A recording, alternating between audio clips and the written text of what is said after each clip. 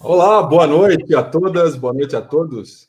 Eu sou o professor Hertz Wendel, professor do curso de comunicação, e esta é mais uma web palestra do Floresta de Livres. E hoje nós temos uma surpresa, temos uma profissional, produtora, ela é dona de uma produtora de cinema e vídeo, ela é professora, publicitária, e ela fez um doutorado que ela aprofundou o conhecimento dela, estudou profundamente uma série de animação chamada Hora da Aventura. Ela é especialista em Hora da Aventura. Então, se você gosta de série de animação, se você gosta se você gosta de série e se você gosta de animação e tem aí uma paixão, tem aí um apelo afetivo, uma conexão afetiva com Hora da Aventura, então hoje à noite, essa noite é para você tirar algumas dúvidas e também começar a entender essa relação que nós temos com a cultura pop. E coisa mais pop que a Hora da Aventura, impossível. Então eu convido então a professora Jane Mendonça, ela vai falar sobre cultura pop e animação, perspectivas narrativas. Professora Jane, apostos aí, como que tá? Tudo bem? Tudo bem, obrigada pelo convite, professor. Que joia. Jane, então seja muito bem-vinda aqui no nosso curso de comunicação social, seja bem-vinda aqui nesse projeto que é o Floresta de Livres e que a gente faz toda quinta-feira à noite uma web palestra, uma palestra pela internet para os alunos ampliarem um pouquinho o conhecimento em áreas diferentes e coisas distintas do que tem na sala de aula. Então é isso. Eu vou deixar com você então, né? Fica a teu cargo à noite hoje. E daqui a pouco a gente volta para bater um papinho sobre. Se eu tiver algumas perguntas, eu vou fazer para você no final da Tá, tua palestra. tá bom, obrigada. E se tiver alguma questão também, professora, de algum aluno no meio da palestra, eu vou tomar a liberdade de fazer essa pergunta, interromper com um pouco mais de elegância, mas para interagir com os alunos Tá também. bom, sem problemas, sem problemas. Então, Ok. boa noite a vocês que estão aqui assistindo. Obrigada pela audiência de vocês, pelo tempinho que vocês tiraram para assistir essa web palestra. Eu sou a professora Jane Mendonça, como o professor Hesca me apresentou. Fiz meu doutorado em cinema, mas estudei, né, narrativa seriada, em especial Hora de Aventura. Mas, apesar de ter estudado Hora de Aventura, hoje eu não vim conversar com vocês sobre especificamente esta série. Eu vou falar de um modo geral. Hora de Aventura foi um pontapé, foi um pretexto para se estudar narrativa seriada em animação. Mas esse é um assunto que a gente aborda aí todas as demais séries contemporâneas, né, de animação, seja ela da internet, como, por exemplo, Midnight Gospel, que é do mesmo criador de Hora de Aventura e está na Netflix, ou seja da Cartoon, seja da Disney, né? Da Gloob. Então, a narrativa seriada de animação, ela está hoje muito em voga, né? Sai da televisão e vai para a internet. Então, professor Hertz, se puder colocar a minha apresentação aí, então, para o pessoal ir acompanhando, por gentileza, a gente vai falar sobre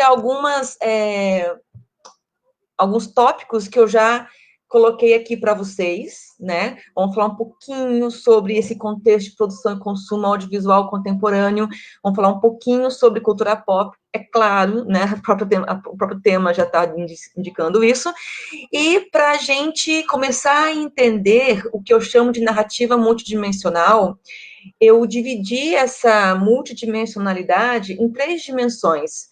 A dimensão intertextual, a dimensão da linguagem e a dimensão estrutural de uma narrativa seriada em animação. Para daí a gente terminar com algumas reflexões, o que isso nos leva a pensar sobre as produções contemporâneas, tá? Sobre o contexto de produção e consumo audiovisual contemporâneo, o que é válido a gente levar em consideração hoje? O que eu vou colocar aqui para vocês não é uma verdade total, não é uma verdade absoluta, né? Mas é evidente que o mundo está muito conectado. Em especial, apesar de todas as dificuldades, apesar das realidades hoje virem à tona com essa questão da quarentena, né? A gente sabe que muitos não têm, a gente descobriu que muitos ainda não têm pleno acesso à tecnologia e à internet. Mas apesar desses percalços, a gente sabe que no mundo midiático a gente tem um mundo cada vez mais conectado. E muita coisa está acontecendo via internet, certo? Basta a gente olhar para a nossa rotina hoje, como ela mudou, né? Basicamente, a gente trabalha, se diverte, encontra os amigos, festeja aniversários pela internet. Como a gente está fazendo agora, um encontro à distância, né? O que isso impacta, então, na questão de produção e consumo audiovisual? Esses produtos audiovisuais, e aqui não estou falando apenas de animação, não, mas em sua grande maioria, está sendo produzido visando esse consumo online, né? Tanto que tem alguns longas-metragens, e quando eu falo alguns, não é questão de dezenas, não, né? Já estamos na casa das centenas, que eles são filmados para serem assistidos no celular. Ou seja, é pensar um enquadramento que no celular a gente consegue enxergar nessa tela melhor a expressão do personagem, é pensar numa montagem que seja mais rápida, para que você que está no metrô, está no trem, ou está no ônibus, está assistindo ali o seu episódio de série no celular, né? Tem que ser algo mais rápido para você ficar ali.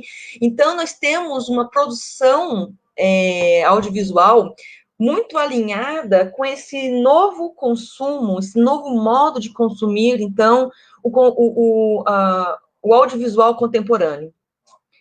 E se vocês não prestarem atenção ainda, comecem a prestar atenção nessas narrativas, né? A própria Netflix, ela tem uma maneira de você assistir série que você adianta, né? Eu não tenho paciência para ficar assistindo aqui esse trecho, vou adiantar. Então, tem uma maneira de você assistir adiantando isso daí. Então, isso tudo tem relação com os nossos modos de consumo, que vai impactar no modo de produção audiovisual, live action ou animação, né? E todo esse contexto, então, é muito importante que nós temos em mente para entender quais são esses movimentos, quais são essas novas configurações de produtos, seriados ou longa-metragem ou documentais, né? E, portanto, saindo dessa questão do contexto, eu vou entrar, então, no que seja a cultura pop. É difícil, né, a gente resumir em algumas palavras o que é cultura, né? Geralmente a gente pensa assim, cultura é tudo aquilo que faz parte do meu conhecimento de um local, é aquilo que eu aprendi com os meus avós, meus familiares, ou aprendi na minha comunidade, né? Tem relação também. A cultura é isso e mais uma série de fatores, né? E ela pode ser desde local, quando eu digo assim, local de dentro de casa mesmo, né? E ela vai se expandindo, né? E agora, o que é cultura pop dentro dessa cultura maior, né? Quando a gente para pensar em cultura pop, muitos tem a ideia de, é banda de música. Ou cultura pop é o Andy Warhol, né? Nas artes. É tudo isso também e mais um pouco, né? Cultura pop, ele é algo muito presente, é algo muito cotidiano. Ele tem alguns pressupostos que o definem. Então, se a gente olhar um pouquinho mais, com maior atenção para o que seja a cultura pop, a gente encontra algumas definições que buscam nortear esse fenômeno na nossa sociedade, né? E a gente parte aqui, não se preocupe, não trouxe muitas teorias para vocês, mas é um ponto de partida para vocês refletirem um pouco mais sobre isso, né? Eu vou partir daqui com Humberto Eco sobre o mass media, né? A cultura pop, ela tem como base o mass media. E, portanto, Eco considera como um fato industrial e, como tal, sofre muitos dos condicionamentos típicos de qualquer atividade industrial. O erro dos apologistas é afirmar que a multiplicação dos produtos da indústria seja boa em si, segundo uma ideal homeostase do livre mercado e não deve submeter-se a uma crítica às novas orientações. Os erros dos apocalípticos aristocráticos é pensar que a cultura de massa seja radicalmente má, justamente por ser um fato industrial, e que se possa ministrar uma cultura subtraída ao condicionamento industrial.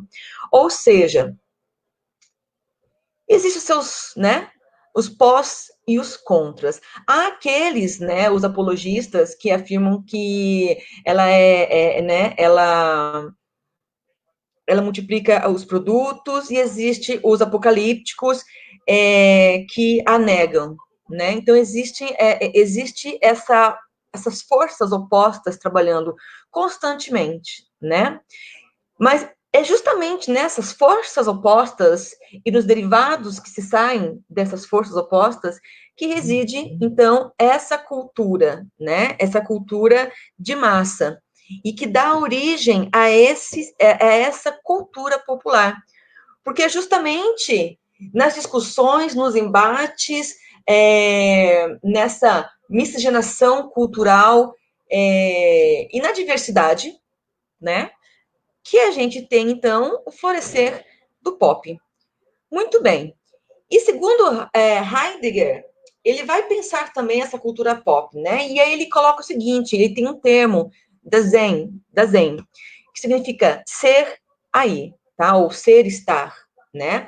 O que ele quer dizer com isso? É o homem enquanto ser que reflete sobre si, sua natureza, e estar no mundo, isto é, a capacidade de se perceber no mundo e de pensar reflexivamente como inerente ao indivíduo. Então, essa cultura do mass media, que nela aflora essa cultura pop, dá a oportunidade do indivíduo pensar como pessoa, como um indivíduo, num contexto. Então, você tem aí uma cultura que traz para um outro nível essa possibilidade de reflexão. E a partir dessa reflexão, alguns produtos, né? E essa reflexão, esse ser aí, ele acontece de dois modos.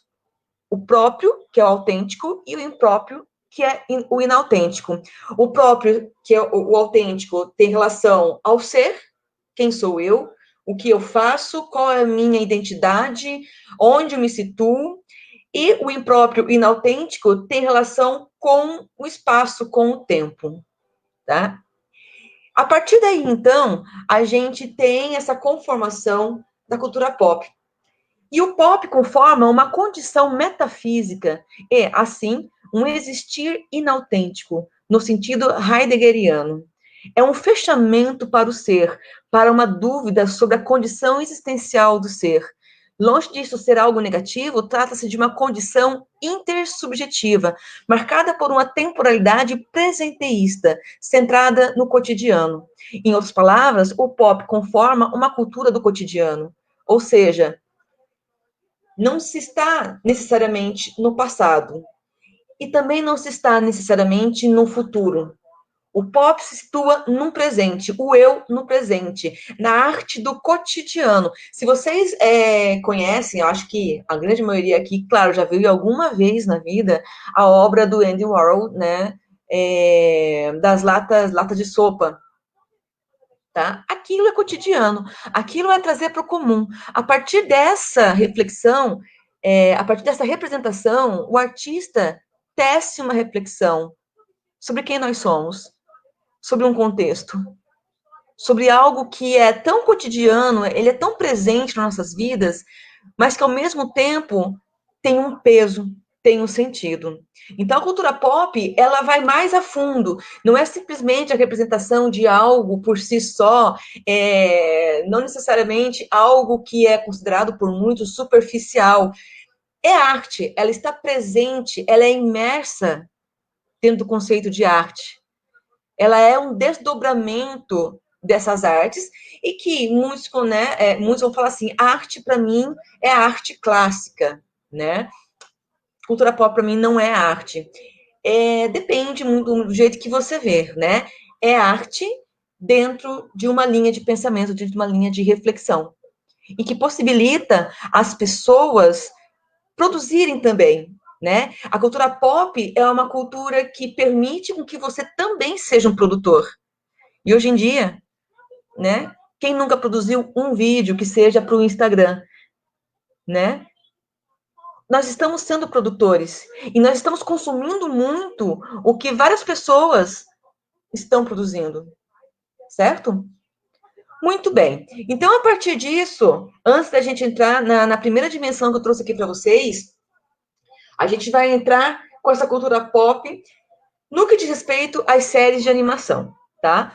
Como série de animação se configura um produto da cultura pop? Justamente porque as séries de animação, hoje, e aí quando eu falo hoje, vamos lá, vamos pegar aí anos 50, né, para cá, há sempre uma preocupação de lidar com questões que são desse cotidiano. Se tratando de série de animação para um público infanto-juvenil, se vocês começarem a acompanhar essas séries, vocês vão ver que as questões que estão sendo debatidas aí têm muita relação com a construção de uma identidade, com um cotidiano, né? Problemas que acontecem no cotidiano, como resolver isso, tá? E a cultura pop tem dessa. A cultura pop, ela é múltipla, ela congrega múltiplas linguagens e dimensões. E essas dimensões e linguagens vão acabar sendo refletidas nessas séries de animação, em especial as contemporâneas, né? Quando eu falo contemporâneas, aí vamos chamar assim 2000 para cá, tá? Ficamos com isso na mente. Outra característica da cultura pop é que os produtos, né, são geralmente têm um potencial comercial, né? E se a gente olhar para as séries de animação hoje, 99% das séries de animação não são apenas a série, mas são os jogos, são os kits escolares, são os livros, os quadrinhos, camiseta, né? Então, produtos. E aí reside uma das grandes críticas, né, de arte sobre a cultura pop. Por quê? Porque esses produtos da cultura pop, eles são geralmente vendáveis. Eles têm esse objetivo, tá? Muito bem. Com isso em mente, então, sabendo que a série de animação faz parte da cultura pop, porque ela reflete o cotidiano, porque ela vai também tecer reflexões sobre esse indivíduo, e ela vai apresentar uma característica de vendas, principalmente, né, de produtos derivados dessa série, então a gente começa a entender que as narrativas seriadas contemporâneas, elas se complexificam, tá? Elas não são mais tão simples. A grande maioria aqui também já assistiu, em algum momento da vida de vocês, Scooby-Doo, né? Hoje nós temos aí muitos longas-metragens especiais, telefilmes do Scooby-Doo. E a série de Scooby-Doo, antigamente, era assim, funcionava mais ou menos assim. Você tinha um episódio, aí tem o grupo, o núcleo central, né, do Scooby-Doo, e eles conheciam outros personagens. Chegavam a uma mansão mal assombrada, tinha ali algo que eles iam resolver, eles descobriam quem que era o monstro ou o fantasma, descobriu a intriga, finalizava a história e ia embora. No outro episódio, eles estavam em outro lugar, com outras pessoas, e aqueles personagens do episódio anterior nunca mais voltavam. Assim como a história daquele episódio anterior não era mais retomada. A isso a gente chama de procedural. Eram episódios procedurais. E que contavam uma história, começo, meio e fim, tchau, só ia para frente o mesmo núcleo. E esses personagens, os personagens desse núcleo, não envelheciam, não tinha histórias que contassem a sua origem, né? Não apresentavam seus pais, os primos, né, desses personagens. Era uma forma, vamos chamar aqui, entre aspas, né, uma narrativa bem simples, de contar uma história, começo, meio e fim, e terminava ali. E isso poderia durar anos, os personagens estavam iguais, né? Hoje, nós temos uma outra abordagem de construção dessas narrativas seriadas em série de animação. Lembra que eu falei sobre o contexto para vocês agora há pouco? Por quê? Porque esse contexto dos consumidores de produtos audiovisuais tem mudado muito. O modo de leitura, o modo de ver o mundo, o modo de se relacionar com o mundo tem mudado muito. muito. Principalmente após o advento da internet, né? Você tem idos de 1995, surge a internet, mais ou menos 98, 99, você já tinha uma grande leva de sites, e a própria leitura do site já é um modo diferente de ler. Cada um lê um site de uma maneira diferente. Eu posso entrar no site e ir para o link do início, e aí eu vou para o link dos produtos, depois eu vou para o link do contato. Um colega meu pode entrar no mesmo site e ir direto para o link da história da empresa. Depois vai para o link do início e depois vai para o contato. Então, são maneiras diferentes de se ler. Está errado? Não. São apenas maneiras diferentes de se ler a mesma coisa. Tá? E aí, o tempo vai passando, é lógico que mercado tem demandas, a gente ouve e a gente traz. E nesse processo cíclico de entender o contexto, o que está sendo consumido, como que se consome, a gente vai formando leitores. E por leitores, estou falando de público espectador também, né? Então, eu cresço num contexto, eu consumo um tipo de material, eu cresço, eu reflito, eu me torno produtora, e quem está consumindo aquilo que eu estou produzindo, consequentemente, está crescendo também, e futuramente pode ser um produtor. Ou seja, estamos constantemente criando novos leitores, e aqui nesse caso, em específico de audiovisual, né? Então, por isso, quando eu construí, elaborei a minha tese sobre Hora de Aventura, não era necessariamente, né, especificamente para falar da série, mas é para falar de uma narrativa que eu chamo de multidimensional. Por que multidimensional? Porque não é mais só você construir uma história, começo, meio e fim, num episódio, e ok, fechou, é isso, estou tratando de uma temática, descobriram lá o bandido, e acabou, vamos para a próxima, né?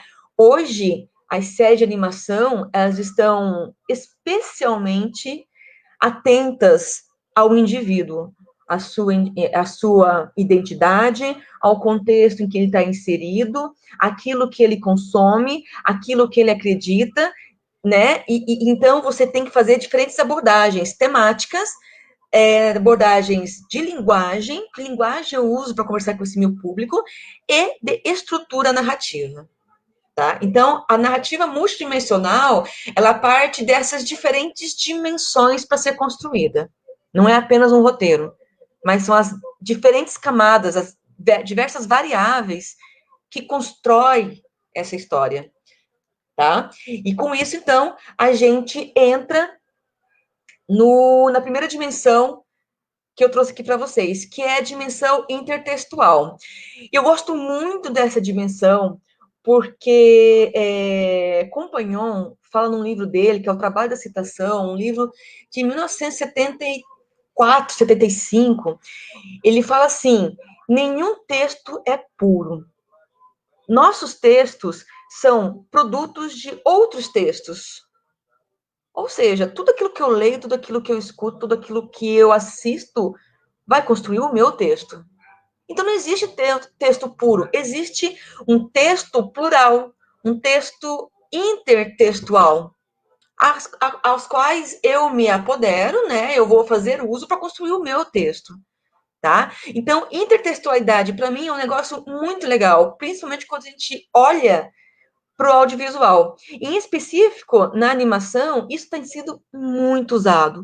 Muito. Tem sido um dos recursos que se constrói essas ideias de hipertextualidade. Como eu conecto esses episódios, como eu conecto um longa-metragem no meu episódio, como eu faço referência a isso.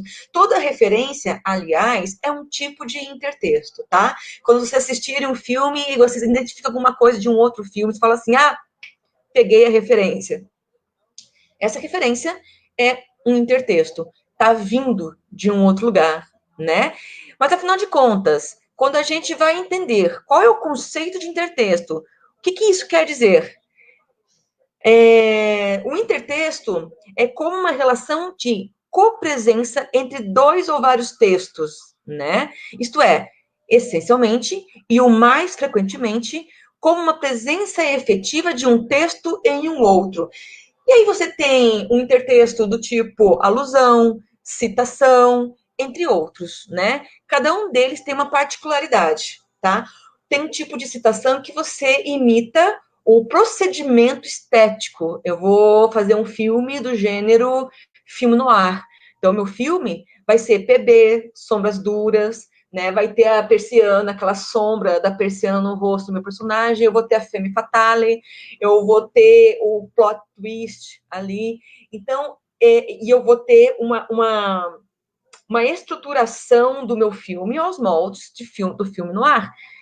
Isso é um modo de intertextualidade, no qual eu imito, né, o procedimento de um filme pré-existente, tá? Eu posso fazer uma alusão, né, trazer algum elemento dentro do meu produto ou trazer uma imagem que está aludindo, né, fazendo uma alusão a alguma coisa. Por exemplo, vira e mexe, vocês veem em desenhos ou veem em filmes, aquela clássica cena do Indiana Jones, que ele tem um pezinho de areia, né, ele tira um totem e coloca o peso de areia em cima e ele, até então, acha que está tudo certo. De repente, tudo estremece e ele sai correndo porque tem uma bola de pedra enorme correndo atrás dele, né?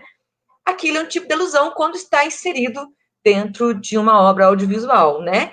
E quando você tem um intertexto do tipo citação, você está trazendo alguém para dentro da tua obra do jeitinho que ela é na vida real. Por exemplo, tem um filme publicitário antigo dos amortecedores Monroe, que eles fazem um paralelo com a Marilyn Monroe, tá? Então, assim, ela é cheia de curvas, aí mostra o amortecedor.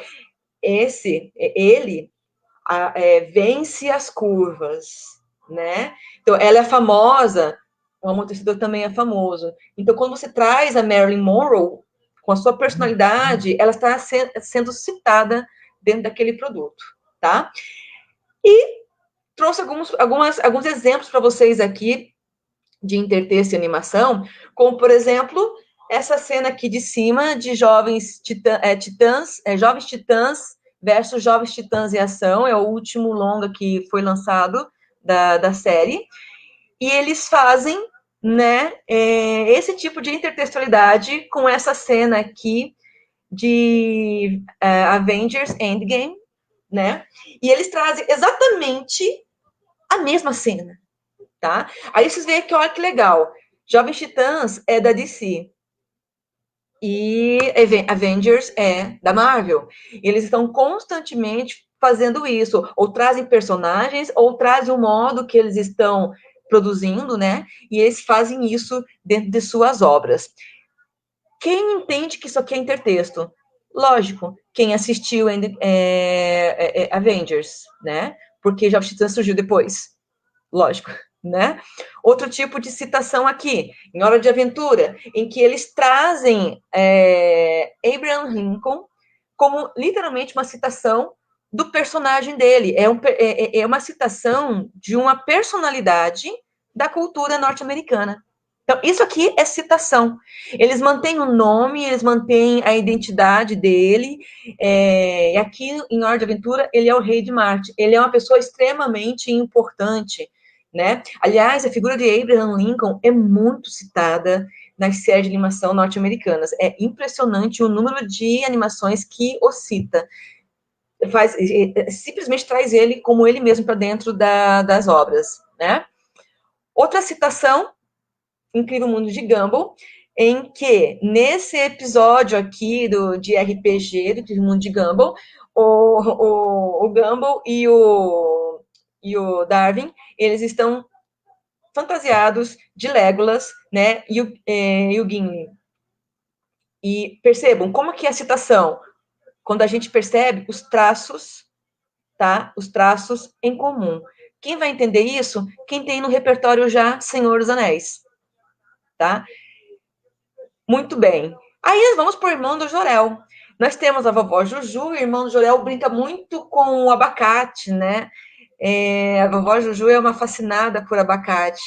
Então, o abacate dentro de O Irmão de Jorel é uma citação aos moldes do Abraham Lincoln, né? Eles trazem o abacate tal qual.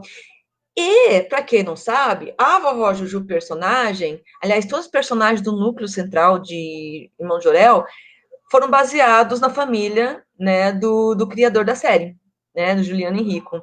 A vovó Juju, quando ela se torna personagem, ela é uma alusão. Então, percebam, abacate, citação, vovó Juju, alusão, tá? Ela faz uma alusão a uma personagem que é real. Ou seja, quando eu faço referências a uma pessoa que realmente existe numa produção, eu estou fazendo uma citação também, tá? É um intertexto. Saindo aqui, a gente vai para a dimensão linguagem. Muito bem. Então, a gente entendeu agora que nós temos as animações fazendo esse trabalho intertextual de diversas maneiras, seja citação, seja alusão, seja o procedimento de elaboração estrutural. Agora, e a linguagem? Como é a característica dessa linguagem, né? E eu trouxe aqui para vocês 2 exemplos de série de animação muito especiais. E a primeira delas é a Poderosas Más de Espadas, que já não está mais sendo produzida, né? Mas ele é um case muito interessante. Ele foi criado por Kyle Carosa, o ano de criação foi 2015. Tem como personagens o Vambre, a Vambre e o Proias, né? E eles são 2 guerreiros de aluguel. Mas olha só, essa série de animação não surge na TV, tá? Como é que foi a estratégia dessa série de animação? Primeiro, a Cartoon Network lançou essa animação em 2016 no canal do YouTube deles, tá?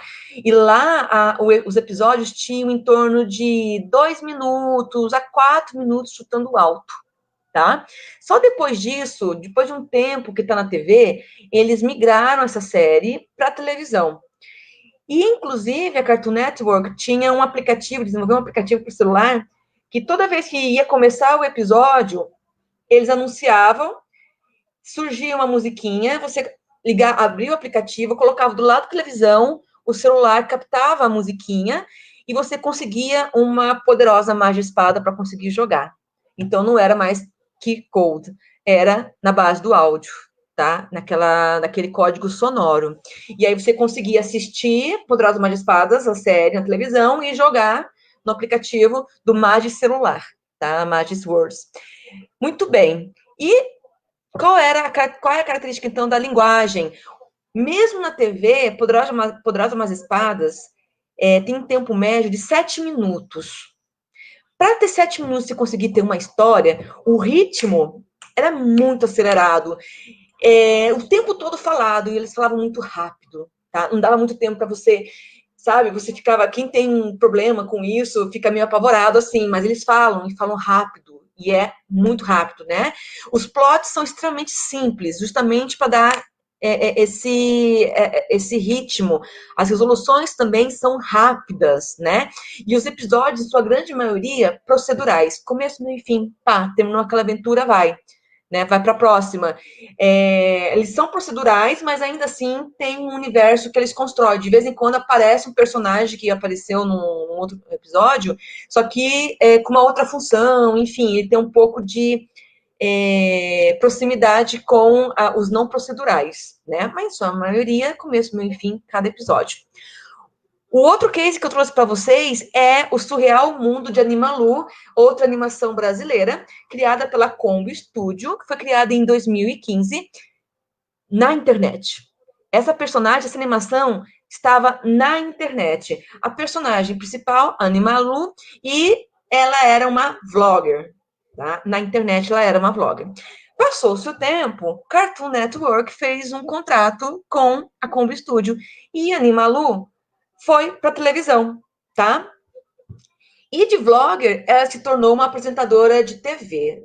Ela tem um programa que mistura bastidores com entrevistas de outros personagens. Ela já entrevistou o Darwin, o Kilmun de Gumball, já entrevistou o Ben, do Ben 10, entre outros personagens.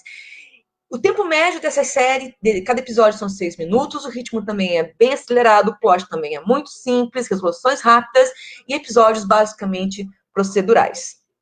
tá? E então a gente vai agora para a dimensão estrutural para finalizar, então, a minha fala. Sabemos que temos a dimensão intertextual, em que tudo é citado, tudo se reproduz, tudo se ressignifica.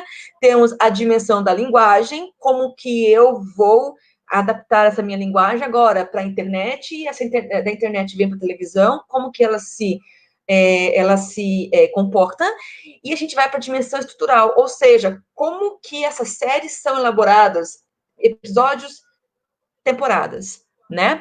Para isso, então, vamos passar bem rapidamente aqui, a minha análise partiu da curva dramática, que eu tirei de John Howard Lawson, tá? Você tem ação e tempo, e aí você tem a exposição, o ataque, a complicação, chega no clímax, para daí você descer e ir para a resolução. Isso pode ser aplicado no longa-metragem, como no curta-metragem, como também para episódios, tá? Cada um com a sua devida característica, claro, duração, certo? A partir disso, então, eu fui para as séries e fazer essa análise de como que acontecem. E eu fiz 4 classificações, criei 4 classes de estruturas, tá? A primeira delas, então, eu trouxe aqui o Incrível Mundo de Gumball, que é a que se enquadra no que eu chamo de narrativa seriada clássica, que é uma narrativa muito próxima do procedural, né, começo, meio e fim, com alguns afastamentos do procedural, porque surgem personagens no decorrer das temporadas, esses personagens continuam, tem personagens que somem, personagens que continuam, personagens que reaparecem eventualmente, né? Mas, de qualquer forma, cada episódio trata de uma temática. Vai contar uma aventura. Então, você tem um começo, vai chegar no clímax e uma resolução. E você vai construindo isso, né? É uma sequência linear, né? E nós temos uma narrativa isolada, ou seja, uma única temática. E aí, eu trago Gravity Falls. Gravity Falls não é uma série, é uma minissérie de 3 temporadas. Ela foi criada como minissérie. O Alex Hirsch, ele criou já com essa proposta e ele bateu o pé, ele falou que não ia fazer temporadas depois disso, e por enquanto a gente não tem a 4ª temporada de Gravity Falls, nem um spin-off da minissérie, né? Como que é a estrutura deles? Gravity Falls, ele tem, já começa a complicar um pouquinho, eu chamei de soap opera, que é muito próximo à novela, você tem núcleos diferentes acontecendo, com histórias diferentes acontecendo ao mesmo tempo, né? Então, você tem uma espinha dorsal que acompanha todos os episódios, e você tem, para cada episódio, uma trama, uma historinha. Começo, meio e fim, começo, meio e fim. Aparentemente, para o espectador mais desavisado e que não está prestando muita atenção nisso, ele acha que a história começa, meio e fim, pá, não volta mais. Só que, paralelo com essa história, está acontecendo uma outra muito maior. E quando chega na 3ª temporada, tudo aquilo que estava sendo plantado nessas outras temporadas, e que aparecia horas mais sutil, hora mais evidente ali, e vai ser arrematado para terminar essa minissérie, tá? Então, você já tem aqui, ó, uma narrativa secundária e uma principal acontecendo ao mesmo tempo. Ainda assim, nós temos uma sequência linear. E aí a gente vai para a terceira classificação que eu criei aqui. Ursos sem curso, tá? We Bear Bears. Como que é a narrativa de Ursos sem curso? É o que eu chamo de narrativa em colisão. Por quê? Urso Sem Curso começou a contar a história de 3 ursos adultos, já morando na mesma caverna, já com né, já irmãos, né? Eles não são irmãos de sangue, né? Mas são irmãos da vida, né? E num determinado momento da série, eles inserem os mesmos personagens, só que crianças, tá? Então, você tem acontecendo histórias da infância e da vida adulta paralelamente, tá? Você tem uma narrativa principal que é como eles se conheceram, como eles se mudaram, como um saiu do Canadá, um saiu da China e o outro saiu da Sibéria, né? E se encontraram, e como eles construíram a vida deles, mas você tem também as histórias que acontecem ali em cada episódio, tá?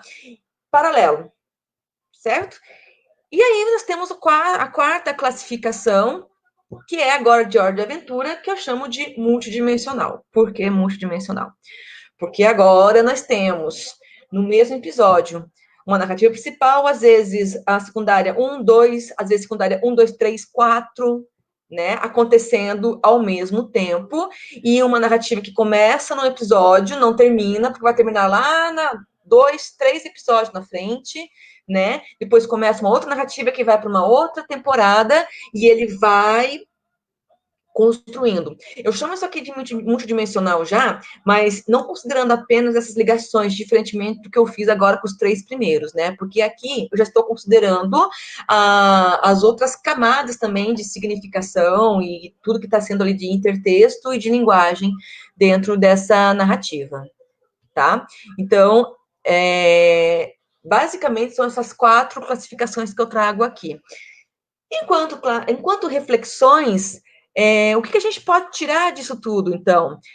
Que nós temos muito presente nas narrativas seriadas de animação contemporânea o fator da multiplicidade, os fragmentos, deslocamentos constantes, né, dessas temáticas, dessas estruturas, né, desse intertexto que eu me aproprio e ressignifico para dentro da minha história, ou eu faço uma alusão, né, eu pegar uma linguagem de internet que é rápida e eu trago ela para a televisão e vice-versa, eu faço esse jogo também.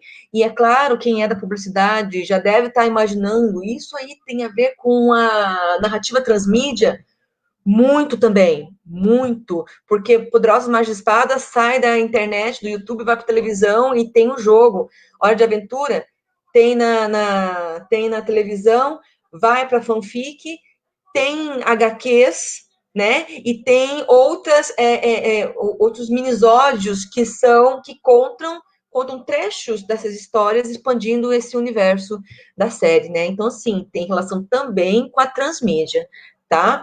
Você tem também uma textura intertextual desses diversos textos enxertados e interconectados. Então, a gente, o que eu falei agora há pouco, não pode mais considerar essas narrativas, essas séries, apenas com relação a roteiro. Conta uma história num episódio, beleza, no outro episódio o personagem está ali, eu vou contar uma outra história. Não, existe uma conexão para além de simplesmente trazer os mesmos personagens para dentro desses episódios, né? E esses textos que eu trago de fora, eu estou montando também, estou recriando aqui, né? Você tem um deslocamento, a presença desses deslocamentos de plataformas. Acabei de falar, internet para TV, da TV para HQ, da HQ para o game, né? E cada vez mais isso está amalgamado. Outro dia eu estava assistindo a Nickelodeon, sim, porque eu sou dessas, assisto canal de animação o dia todo e eu vou zapeando pelos canais de animação, né? Eu gosto de ver o que está acontecendo, né? E estavam passando os episódios do Bob Esponja. E enquanto passava o episódio do Bob Esponja, estava acontecendo um quiz. Então, estou assistindo, eles lançavam a pergunta, beleza, eu estou com o meu celular aqui, eu estou com o aplicativo, eu respondo o quiz, e beleza. Aí eles dão lá o ganhador, quem acertou. Então, eles colocam 3, 4 perguntas durante um episódio, e no intervalo eles anunciam quem foi que acertou mais perguntas. Ou seja, a galera tá assistindo episódio de Bob Esponja e tá respondendo perguntas de outros episódios de Bob Esponja e tá tudo certo, o pessoal tá acompanhando, tá atendendo, não tá perdendo nada da narrativa, né? Isso é fascinante e preocupante ao mesmo tempo, né? Como a professora uma vez de psicologia falou, eu não sei se eu acho isso fascinante ou se eu fico extremamente preocupada com esse tipo de leitura que o pessoal está fazendo hoje, né? E por fim, a gente, ao se deparar com esse tipo de narrativas, a gente começa a entender que existe aí uma criação como um reflexo barra promoção de novas estratégias narrativas. As crianças hoje de, vamos lá, 7 anos, e que acompanham séries como Hora de Aventura, Urso Sem Curso, apesar da classificação de Hora de Aventura ser de 12 anos, mas a direção de arte, né, a plasticidade da série faz com que as crianças mais novas, elas tenham curiosidade em assistir e amam o Jake, né? Essas crianças, essa geração, certamente vão produzir algo, talvez, muito, muito, muito provavelmente mais complexo ou mais efetivo do que a gente tem hoje e que considera algo inovador. Uma coisa que está acontecendo muito, que tem gerado muitos debates do pessoal, aliás, não está gostando não, lançaram o remake dos Thundercats, né, que é os Thundercats Roar, e a direção de arte mudou completamente, a linguagem mudou, o ritmo mudou, tudo. Eles só emprestaram o que eram os personagens de Thundercats e trouxeram. E gerou muita polêmica, acompanha a página da Cartoon Network. Um público mais de idade, vamos chamar assim, né, que conhece a série dos Thundercats, não está gostando. Eles não estão felizes com a Cartoon Network. Eles não estão nem um pouco felizes, aliás. Eles não curtiram isso daí e ponto. Acontece que a gente tem que levar em consideração, essas animações não são feitas mais para a galera das antigas, né? A gente pode curtir, pode não curtir, tem todo direito. Mas para quem que é essa animação? Para essa galerinha, né, de hoje, que está acostumada com isso, que quer isso, né? Tanto é que, como é que eles lançaram? Qual foi a estratégia de lançamento do Thundercats Horror? Fizeram uma parceria com os produtores de Jovens Titãs. E eles fizeram um episódio de Jovens Titãs que estavam totalmente em polvorosa, com exceção da Estelar. Eles queriam assistir o lançamento de Thundercats Roar. Quando eles assistiram, dentro do episódio dos Jovens Titãs, quando eles assistiram o lançamento, eles odiaram. Só que a Estelar, como não era da Terra, não assistia os Thundercats antigos, para ela estava tudo certo. Mas por que vocês não estão gostando? Né? Então, e eles fizeram esse episódio de lançamento de Thundercats Roar com os Jovens Titãs em ação, discutindo justamente esse embate entre a geração que curte os Thundercats antigos e a geração nova e que vê isso como tudo bem, né? E então isso faz com que a gente tenha um acesso a uma produção audiovisual cada vez mais intrínseca, né? E é isso, gente, é cada vez mais interconectada. Vocês veem uma série de animação lançando outra série de animação para discutir. O mesmo Jovens Titãs lançou um episódio de comemoração aos seus 18, seus 200, seu episódio número 200, e que foi um episódio que ele se indagava, né? Falava sobre a criação deles mesmos, né?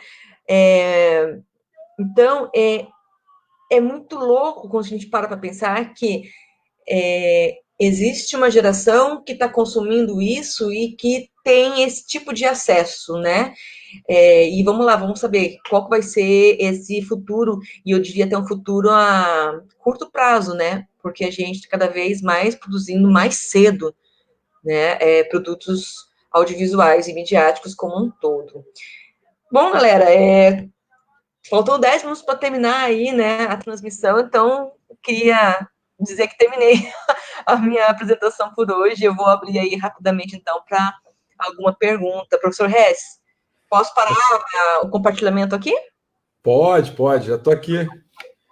Jane, tem várias perguntas, está me ouvindo? Estou te ouvindo, voltei. Então, ó, tem várias perguntas aqui, pergunta do Leonardo, pergunta do Everton, e tem outras perguntas aqui de outros alunos aqui, ó. Uma questão técnica só, pediram para você explicar a palavra... Opa, peraí, um minutinho só. Calma, que está tocando meu celular aqui. Estou calmo. Bom, a palavra, você falou várias vezes, professora, durante a sua apresentação, que um termo técnico aqui que eu achei interessante, e aí perguntaram sobre procedural, a etimologia da palavra procedural. Isso. É quando um episódio tem começo, meio e fim, essa história ou personagens não retornam mais para dentro da série. Isso é procedural. Quando você tem ligação, surge um personagem, esse personagem retorna, ou essa história é continuada, a gente fala que esse episódio não é procedural. Não tem um termo ainda para esse tipo de episódio, né? Mas o procedural pressupõe começo, meio e fim, e acabou, essa história não é mais retomada. Ah, que legal. E tem uma questão aqui, uma questão minha, até para. Eu sei que a Hora da Aventura foi o seu objeto, né, de doutorado. E o que levou? Eu entendi, mas justifica um pouquinho mais. Assim, você escolheu a Hora da Aventura justamente pela complexidade que ela é, essa multidimensionalidade da narrativa. Sim. É isso que fez você escolher essa série de animação como objeto? Foi. Mas antes de eu prestar atenção e entender que essa série era tão complexa assim, teve um fato que aconteceu que me chamou a atenção para a Hora de Aventura. Que eu me lembro claramente, como se fosse ontem que aconteceu. Eu estava lavando louça, arrumando a casa, a televisão ligada, estava passando um episódio, e aí, nesse episódio, o Jake libera a mini mantícora de uma garrafa. E essa mini mantícora, ela sai e ela começa a falar que ele ele está fugindo e que a vergonha dele, ele agradece os heróis por ter libertado, mas que a vergonha dele é a sua prisão. Então ele fala: a minha vergonha é a minha prisão, a minha vergonha é a minha prisão. E aí o Finn pergunta pro Jake: o que ele falou? E o Jake: minha vergonha é a minha prisão. E termina o episódio. E eu fiquei pensando: pera, as crianças estão entendendo isso? Como assim um personagem fala um texto shakespeariano, um trecho que ele de Shakespeare, ele cita esse texto e ele termina com essa frase: minha vergonha é minha prisão. E foi isso que me chamou a atenção, do tipo, o que faz uma série de animação voltada a um público infantil, vamos lá, 12 anos, 10, 12 anos, né? Tem episódios para 12, tem episódios para 10 anos. Né? Estão entendendo isso? A partir desse episódio, eu comecei a prestar atenção, e aí eu descobri, me peguei assim, não é só isso, não. Não é só isso, é o modo como eles constroem, é a linguagem. Tem episódios que o Finn e o Jake não dizem uma palavra, e você tem que entender, e tem episódios que eles fazem uma viagem ao, como é que fala, ao ciclo da vida, muito louca, bem a cara de Midnight Gospel, tá? Então, aí eu fui entendendo que, não, pera, tem algo diferente aí. Foi aí a partir daí que eu fui atrás, entender. Que joia. Ó, temos uma pergunta então do Leonardo. Ele faz a seguinte pergunta: durante sua pesquisa, você percebeu se essa complexidade narrativa se dava com maior incidência em alguns canais e com menos em outros canais? Sim, sim, sim, sim. Essa era a minha grande questão também, enquanto ineditismo, né? A minha tese. A minha tese era: Hora de Aventura inaugura uma nova narrativa do tipo aí que eu criei, multidimensional, né? Ou ele já existia, né? E aí, quando eu fui analisar a Hora de Aventura, apenas essa série fazia dessa forma. Já existia Gravity Falls, mas com uma complexidade muito menor, vocês viram ali, né? Então, eles têm uma espinha dorsal e cada episódio tinha sua história. Aí, claro, eu fui passando por outros canais. E aí eu fui assistindo Star versus Forças do Mal. E aí começou aí eu fui para Nickelodeon. Aí tem Família. Esqueci agora o nome da série, mas eles também têm uma pegada assim que começa a dar continuidade. Nessa época tinha também apenas um show. Uhum. Aí nós tínhamos. Eu comecei a perceber que começou um movimento de outras séries que não eram complexas, como Hora de Aventura, a fazer o mesmo tipo de ligação. Star versus Forças do Mal, lá pela terceira temporada também, começou a linkar tudo aquilo que tinha plantado lá atrás, e que a gente não tinha entendido. Mas dá para perceber em Star versus Forças do Mal que tem um determinado momento, que eles criam essa situação, que é o lançamento do longa-metragem. No meio das séries lançam um longa-metragem, que é a Guerra de Milne, se não me engano, e eles pontuam muito bem isso daí. Aí eles têm ligação, aí eles começam a fazer ligação. Apenas um show, eles vêm também, eles terminaram, acho que na sexta temporada, se não me engano, sexta, sétima temporada, eles vêm construindo, por exemplo, tem as aventuras, né? Porque a pegada de apenas um show é da narrativa do Fantástico. Só que na última temporada, eles começam a ligar também, começam a fazer o mesmo trabalho de Hora de Aventura. E eles também têm um longa-metragem no meio da animação. E aí, Nickelodeon, com essa série, começa a deixar mais complexa. Aí vem Steven Universe, 3 temporadas, do mesmo jeitinho que Hora de Aventura, e começa a ligar as coisas. E aí tudo faz sentido lá na frente. Tá? Então, quando eu comecei, tinha Hora de Aventura. E umas séries que estavam por ali. Depois eles começam a ficar complexos, tá? Hoje, existem ainda, na Nickelodeon tem aquela série que está acontecendo ainda, eles estão ligando, já ligam bastante as coisas. Na Cartoon Network começou a surgir, aí terminou Steven Universe, agora começou uma série chamada Victory Valentino, que é uma série do México, eles também estão, eu estou só de olho pela caminhada deles, estão indo também por esse caminho de ligar, mas a maior incidência de narrativas dessa espécie é em Cartoon Network. E aí o primeiro capítulo da minha tese é inteirinho voltado para o canal, porque eu precisava entender por quê. Por que Cartoon? Né? Por que na Cartoon? E aí eu entendi que foi um trabalho da emissora. E eles estão na 4ª geração, que a gente chama assim, de animação. E o pessoal está muito bravo, eles não aguentam mais remake. Mas a Cartoon trabalhou para isso. Teve um momento que eles criaram a Tooncast para colocar os produtos que já estão fora do prazo de validade, mas terminaram algum tempo, né? E colocam lá como as meninas superpoderosas, que aliás vieram também, sofreram um remake também, mas já terminou. Então tem a Tooncast. Quando eles criaram, eles começaram a investir nisso, tanto que eles têm uma escola, eles chamam de escola, de capacitação desses profissionais para trabalhar as séries da Cartoon Network. E se você pegar Hora de Aventura, Steven Universe, OK K.O., os criadores saíram tudinho de Hora de Aventura. A Rebecca Sugar saiu de Hora de Aventura, OK K.O., que é o... Nossa, esqueci o nome dele, é muito nome. Saiu de Hora de Aventura. O criador de Apenas o Show trabalhou com Pendleton Ward em As Trapalhadas de Flapjack. Então, tá tudo... E aí, o que acontece? Esse grupo, quando eles vão para as histórias deles, eles levam essa linguagem. Entende? Então, aí eu consegui provar a minha tese de que Hora de Aventura é um marco, e ele é um marco por quê? Não é só um evento, um fenômeno isolado, mas a partir dele você tem outras séries reproduzindo isso, né? Se vai ser para sempre, ou se vai ser para até amanhã só, não se sabe, né?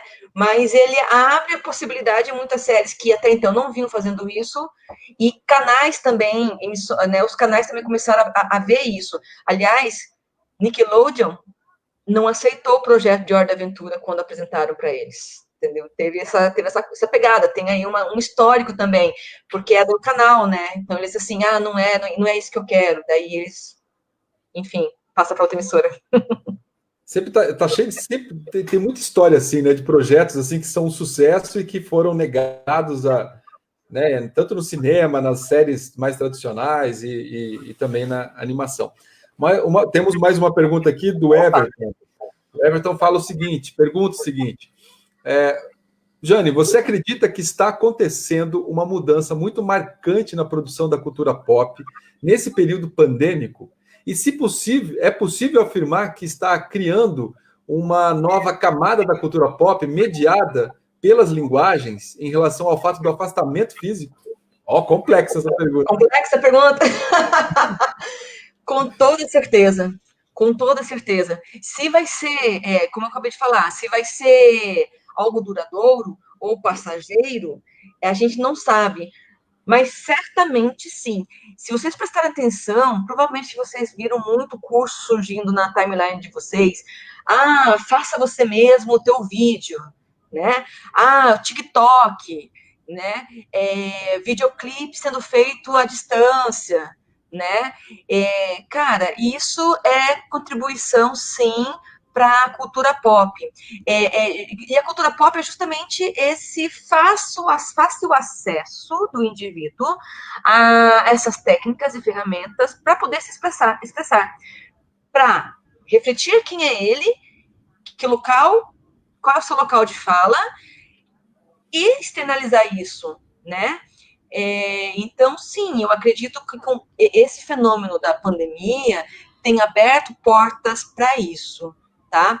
Um exemplo também, eu dou aula no curso de design e animação do Unicuritiba e a galera toda produzindo à distância. E eu observei que houve um aumento de produção de animação independente, tá? Porque há necessidade de falar, de se expressar, né? E com essa pandemia, houve um aumento também de oferta de software de animação gratuitos. Então, as pessoas têm descoberto, estou em casa, beleza, legal, vou fazer um curso de ilustração, ou eu vou fazer uma criação aqui, fazer uma animação aqui. E as pessoas estão usando muito isso. Ou seja, nós vamos ter aí um trecho da nossa história do pop muito marcado pelas produções individuais e à distância, sabe? Então, é certamente algo que a gente vai ter, assim, quando a gente voltar para 2020, lá em 2030, olhar e falar assim, nossa, cara, olha que fase, né? E se isso vai reverberar e durar, não se sabe. A gente não sabe, né? Mas que joia. A última pergunta da noite, então. A pergunta é do Gabriel Gonçalves de Souza.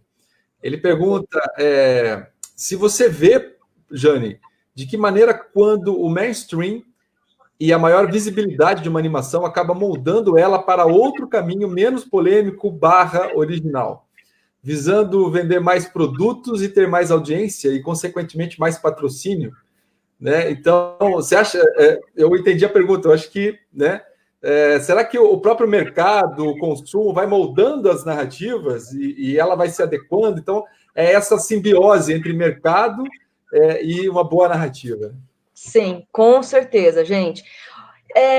Uma coisa que a gente sempre fica assim, né? Existe um debate muito grande no cinema entre cinema de autor, cinema de guerrilha, cinema experimental e o cinema mainstream, né?